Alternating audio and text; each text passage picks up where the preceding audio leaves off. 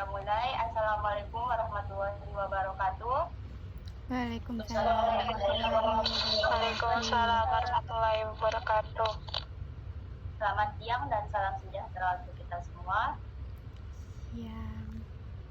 Yang terhormat Bapak Rio Paranata SPD MPD selaku dosen pembimbing mata kuliah Perspektif Global dan teman sejawat kelas 2A PPAPK yang berbahagia. Puji syukur marilah kita panjatkan kepada Allah Subhanahu wa Ta'ala atas rahmat berupa kesehatan dan salawat serta salam semoga tetap tercurahkan kepada Rasulullah SAW.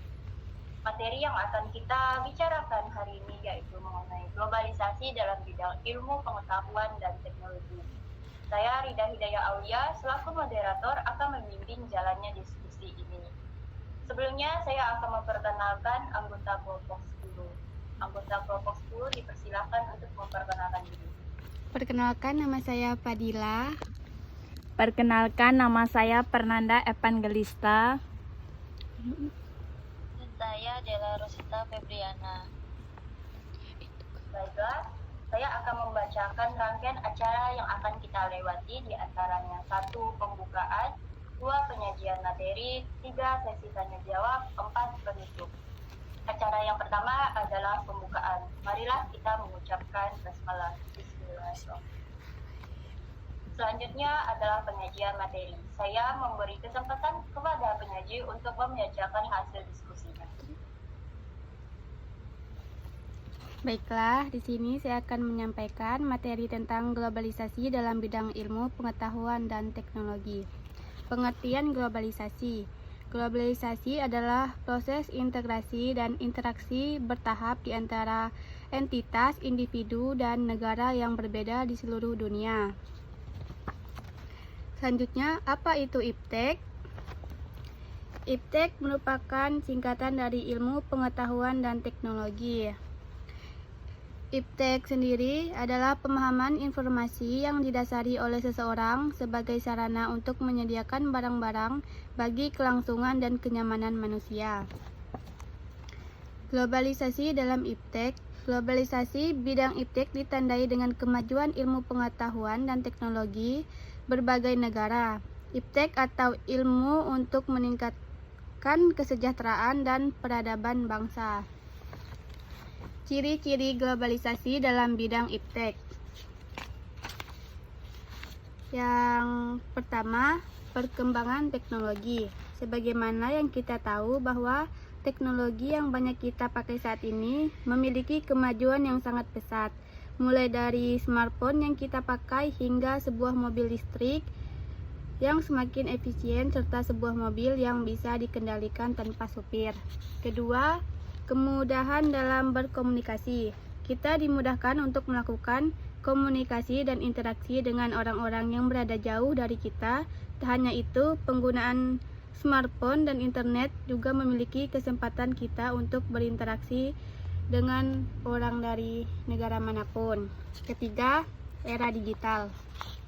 Munculnya era digital semakin optimal dan efektifnya penggunaan teknologi dan fasilitas yang didukung membuat kita memiliki gaya hidup serba digital. Hal ini bisa kita lihat dengan banyaknya platform. Yang terakhir, keempat, kemudahan memperoleh informasi. Adanya kemudahan dalam memperoleh informasi, maka kita bisa mengakses informasi yang ada di negara lain. Selain itu, penggunaan internet juga membantu kita mengakses website-website dalam hitungan detik. Selanjutnya akan disampaikan oleh Fernanda. Positif globalisasi dalam bidang IPTEK. A. Memberikan berbagai kemudahan. Dengan adanya internet, kita bisa mencari informasi yang tadinya sulit kita temukan. Pencarian informasi ini juga sangat terfokus pada efisien biaya, waktu, dan tenaga. Selain untuk kemudahan dalam mencari informasi, juga memudahkan dalam berkomunikasi, mulai dari layanan telepon, layanan pesan elektronik, hingga telepon dengan video bisa kita lakukan dan tidak terpaku pada jarak dan waktu. B. Mempermudah proses informasi. C. Bertambahnya pengetahuan dan wawasan. D. Meningkatkan kualitas pendidikan.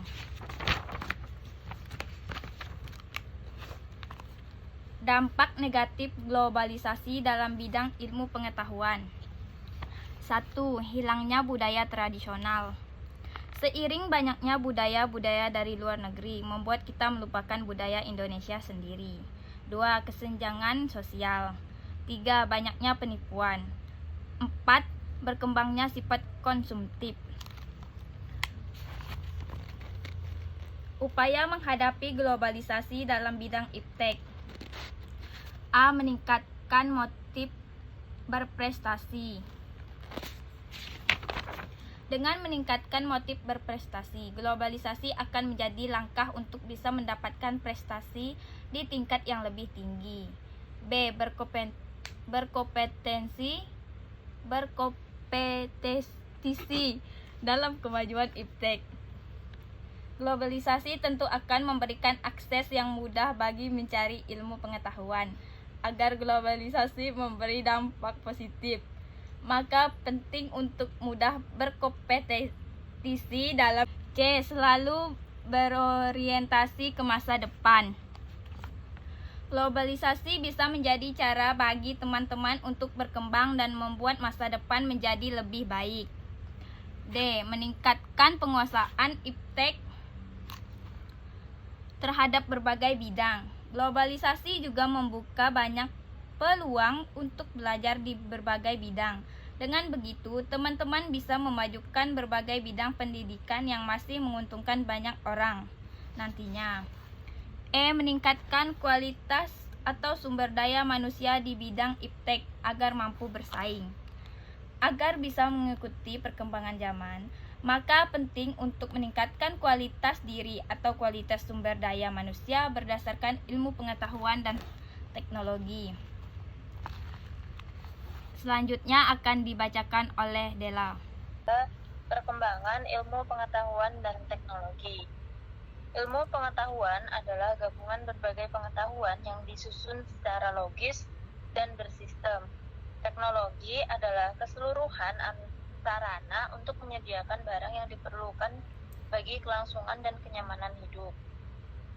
Kemajuan ilmu pengetahuan dan teknologi ini memberikan kemudahan bagi berbagai aktivitas manusia. Selanjutnya, faktor-faktor yang mempengaruhi perkembangan iptek. Yang pertama adalah peranan pemerintah. Setiap negara tentu saja tidak ingin tertinggal dengan negara lainnya, sehingga pemerintah sangat berperan dalam mengejar kemajuan ilmu pengetahuan dan teknologi dengan negara lain. Selanjutnya, sumber daya manusia yang berkualitas. Sumber daya manusia yang berkualitas ini diharapkan dapat memanfaatkan iptek dengan baik, bahkan bisa menciptakan penemuan baru. Sumber daya manusia yang berkualitas ini didapatkan dari pendidikan, sehingga mampu bersaing dalam dunia kerja yang mempunyai standar yang tinggi. Dengan adanya sumber daya manusia yang berkualitas tinggi, maka ilmu pengetahuan dan teknologi bisa berkembang dengan baik. Yang ketiga, faktor arus globalisasi. Dengan adanya arus globalisasi, maka masyarakat dapat dengan mudah berkomunikasi dengan orang atau kelompok yang jaraknya jauh. Selain itu, arus globalisasi juga memudahkan untuk mendapatkan informasi, hingga mudahnya transaksi jual beli tanpa memperhatikan masyarakat jarak jauh. Hal ini tentu saja tidak memudahkan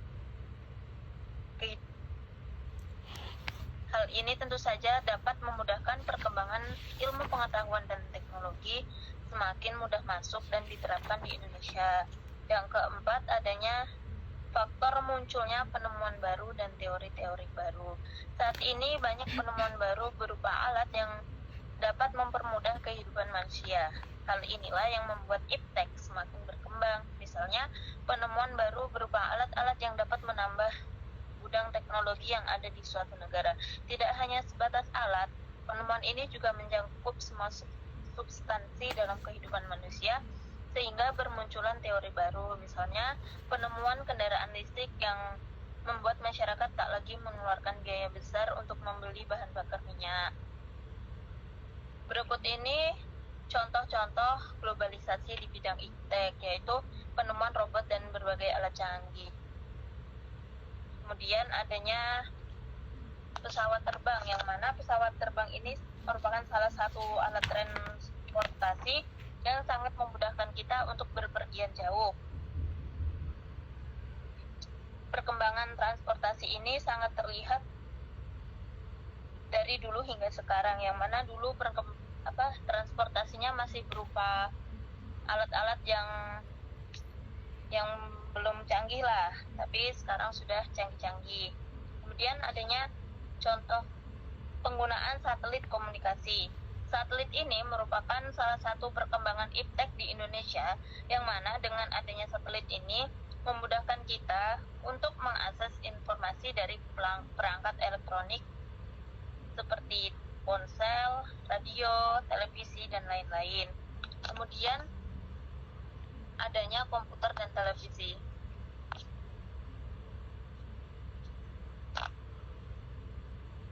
Selain itu ada juga internet, yang mana internet ini sangat banyak bermanfaat bagi kita. Bisa untuk bisnis, untuk telekomunikasi, dan untuk pendidikan, yang mana jaringan internet ini bisa untuk berkomunikasi jarak jauh. Sekian dari saya kembalikan kepada moderator. Terima kasih.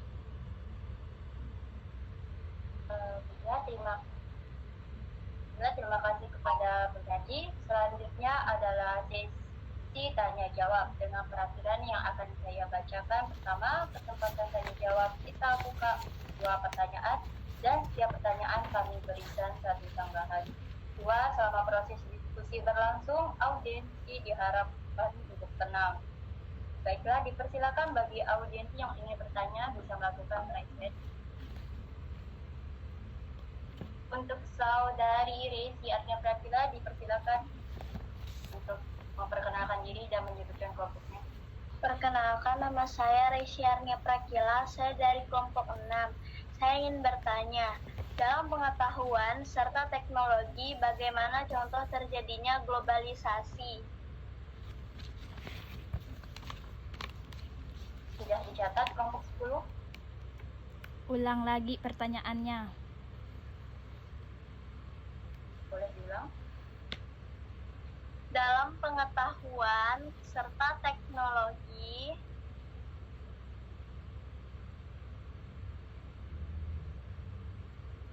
bagaimana contoh terjadinya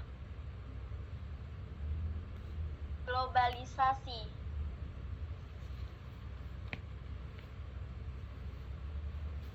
Baiklah, untuk penanya kedua, Dinda, silakan memperkenalkan diri dan menyebutkan nama kelompoknya. Perkenalkan, nama saya Dinda Zulfa Kuria dari kelompok 3.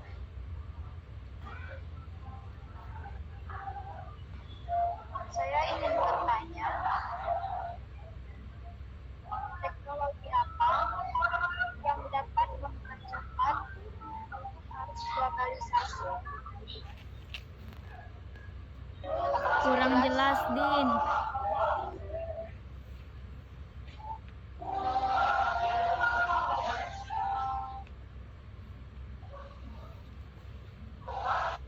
Dinda, ulang lagi pertanyaannya.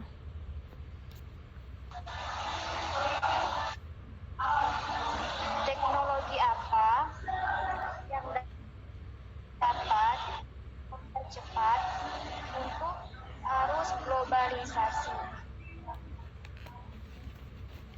Oke, sudah. Ya. Bagaimana kelompok? Apakah sudah memahami pertanyaannya? Apabila sudah memahami, apakah ingin langsung menjawab atau ingin berdiskusi terlebih dahulu? Langsung dijawab. Baiklah, saya persilakan. Baik, saya akan menjawab pertanyaan dari Raisi. Dalam pengetahuan serta teknologi, bagaimana contoh terjadinya globalisasi? Contohnya bisa kita lihat di dalam dunia pendidikan. Dulu semua sekolah memakai buku dan alat tulis saja, tapi sekarang ini sarana pendidikan semakin luas, di mana Siswa bisa mengikuti pembelajaran secara daring, belajar dengan bantuan komputer, HP, dan lain sebagainya. Apakah saudara Raisi bisa mengerti? Mengerti. Baik, yang kedua saya akan menjawab pertanyaan dari Dinda. Teknologi apa saja yang dapat mempercepat arus globalisasi? Yaitu teknologi informasi, telekomunikasi, dan transformasi. Apakah saudari Dinda mengerti? Baik, sudah mengerti. Terima kasih. Saya serahkan kepada moderator. Baiklah, terima kasih atas presentasi dari kelompok 10. Demikian tadi diskusi dari kelompok 10. Mari kita mengucapkan hamdalah. Saya sebagai moderator mohon maaf atas kesalahan saya. Marilah kita beri aplaus untuk kelompok 10. Oke, kelar, Ge. Nggak oke.